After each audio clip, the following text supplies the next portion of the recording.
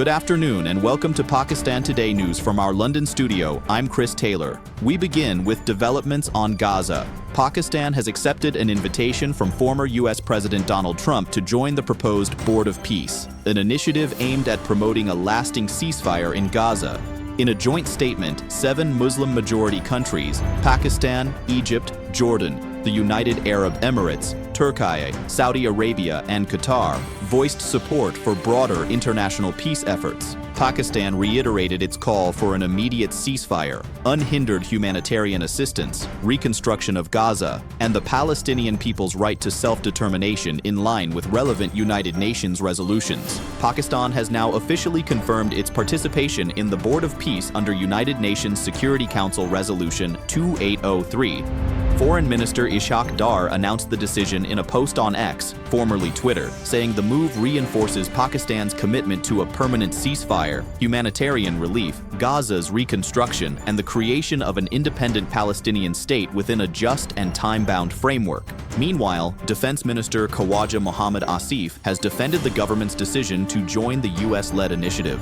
He said participation will allow Pakistan to effectively raise its voice for Palestinians and avoid becoming irrelevant in global peace negotiations. According to the minister, the forum offers an opportunity to influence discussions on both a ceasefire and post-war reconstruction in Gaza. However, critics, including opposition leaders and political commentators, have described the move as unwise and morally questionable.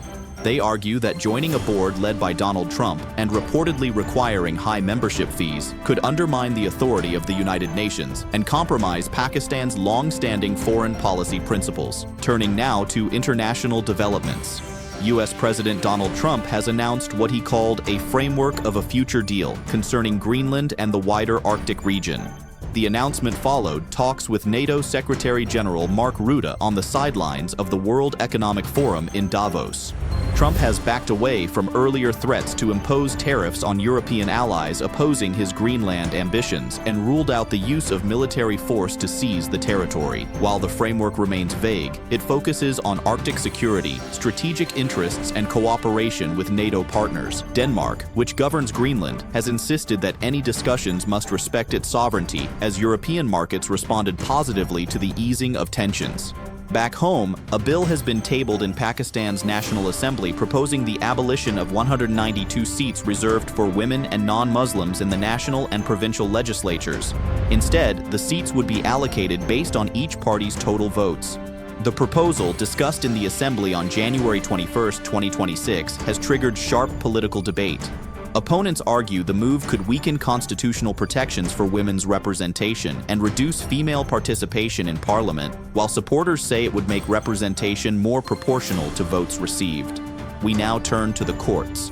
The Federal Constitutional Court in Islamabad has reserved its verdict on the federal government's appeal against Lahore High Court directions regarding Pakistan's ban on imports from India, including books and journals. For more on this, we're joined by our correspondent Sarah William in Islamabad. The federal government has challenged the Lahore High Court's directions, despite the court upholding the underlying regulatory orders on the import ban. Government lawyers told the Federal Constitutional Court that trade policy is an executive matter closely linked to national interest and Pakistan's stance on Kashmir. They argued that the LHC's directions amount to judicial overreach into foreign policy. The judges have now reserved their verdict, which is expected to have significant implications for trade policy and executive authority.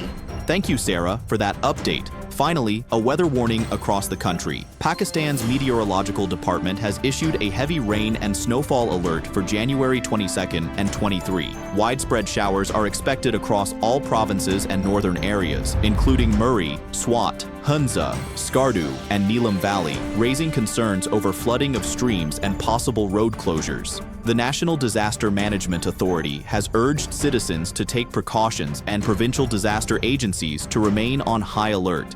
Rain and thunderstorms are forecast in Punjab, Islamabad, and Sindh, while heavy snowfall is likely in high-altitude regions, with travelers advised to remain cautious. That's all for now.